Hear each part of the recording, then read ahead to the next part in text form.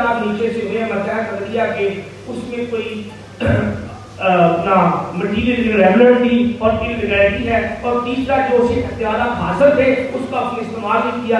یہ اس کے اوپر تین محدود ہوتی ہیں. ان تینوں کے اندر عدالت عالیہ نے جو اعلیٰ عدالت ہے جس کے پاس اپیل یا ریویو کا اختیار ہوتا ہے اس نے دیکھنا ہوتا ہے. اب اگر اس میں جو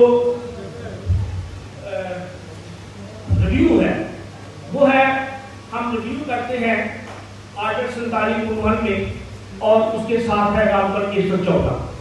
یہ دونوں سیکشن 114 اور آرٹیکل 47 اس میں کیا گیا ہے. ریویو میں اس سے پہلے 2011 میں ایک امینڈمنٹ آ گئی تھی کہ جب آپ ریویو کی درخواست دیتے ہیں تو آپ اس میں ریویو آپ درخواست نہیں دے سکتے. پہلے ہم درخواست دیتے تھے اور اس کے بعد فیصلہ ہوتا تھا. اب یہ ہے کہ آپ نے اس کے ساتھ 5000 روپیہ کورٹ میں جمع کروانا ہے. وہ جمع ریویو کے ساتھ آپ نے جمع کروانا ہے. اگر عدالت اس درخواست کو سمجھتی ہے کہ اس میں مجھے دوسری طرف ڈیفینڈر سے جواب لینا ہے تو پھر وہ نوٹس کرتی ہے تو پھر وہ 5000 روپیہ ٹھیک رہے گا. ورنہ اگر وہ آپ کی درخواست کے ہی خارج کر دیتی ہے تو 5000 کا آپ سے کارڈ ضبط ہو جائے گا. لیکن اگر وہ جو درخواست آپ کی منظور ہو جاتی ہے تو پھر 5000 آپ کو واپس کر دیا جائے گا. صورت دیگر وہ ڈیفینڈر کو دے دیا جائے گا اگر وہ بحث کے بعد درخواست ہوئی ہے. اور یہ بھی قدر لگائی گی جو اس میں جو اہم چیز ہے ریویو میں، ریویو کی جو اہم چیز ہے اس میں جو ہمیں دیکھنا ہے اس کو ہم یہ دیکھ کے کہتے ہیں اس کی بہت ہی محدود، اس پہ کوئی ایسی نئی بات آ جائے جو پہلے موجود نہیں تھی تو ہم درخواست دیتے ہیں کہ جناب اس میں ہمیں وجہ بتانی پڑتی ہے کہ یہ ہمیں پتہ نہیں چلا یا یہ کاغذ ہمارے پاس نہیں تھے تو لہٰذا ہم نے اس کے سامنے آ گئے ہیں تو ہمیں موقع دیا جائے ہم اس کاغذ کو پیش کرنا چاہتے ہیں. جیسے میڈم نے کہا تھا کہ ریویو کی درخواستیں اکثر ناکام ہو جاتی ہیں، کامیاب نہیں ہوتی اس پریکٹس میں. اور ایک جو چیزیں ہم میڈم بتا رہے تھے نا وہ تو لا کے مطابق وہ درخواستیں بتا رہی تھی. اس لیے جب آپ پریکٹس میں آئیں گے تو کچھ ایسی چیزیں بھی ہوتی ہیں جو جب ہمیں کچھ ایسا کہتے ہیں کہ میں نے اس معاملے میں فیصلہ دینا ہے، ہمیں پریکٹس میں پتہ چل جاتا ہے کہ یہ اس میں یہ ہمارے خلاف فیصلہ آتا ہے تو ہم اس کے بعد ایک اور درخواست دے کے چلے جاتے ہیں اور وہ درخواست دیتے ہیں تو جج صاحب کو درخواست پہ فیصلہ جواب دینے کے پابند ہوتے ہیں. یہ تو آپ نے اتنا پہلے 2 روپے کی کورٹ فیس لگتی ہے، اب کورٹ فیس ہو گئی ہے تقریباً ہر درخواست پہ 10 روپے کی اور اس کے ساتھ 15,000 کی. یہ کورٹ فیس کیا ہے؟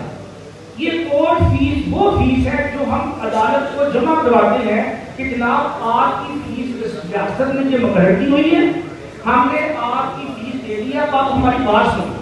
اور جب آپ کسی درخواست پہ وہ کورٹ فیس لگا دیتے ہیں تو جج صاحب اس کو واپس نہیں کر سکتے کیونکہ آپ نے قانون کے مطابق جو سرکار نے جو لیجسلیچر نے اس جج کی فیس رکھی ہوئی تھی وہ آپ نے پے کر دی. لہذا وہ اس درخواست کا جواب دینے کو مکمل ہوگا اور اس کی درخواست جو ہے اس درخواست میں جو آپ دیں اب وہ خارج ہو گئی تو اس میں ہے آرٹیکل 43 رول 1 ہے جو جس کے تحت انہوں نے بتایا ہے کہ کون کون سی اپنا آپ نے اپیل جو اپیل کا آرڈر کے خلاف اپیل ہونی ہے وہ ہے آرٹیکل 43 جو جس کے آپ اس میں بھی آپ 2018 میں امینڈمنٹ ہوئی اس میں جو اپیل میں جو اس کا آرڈر 1 ہے اس کی آگے اے تھا.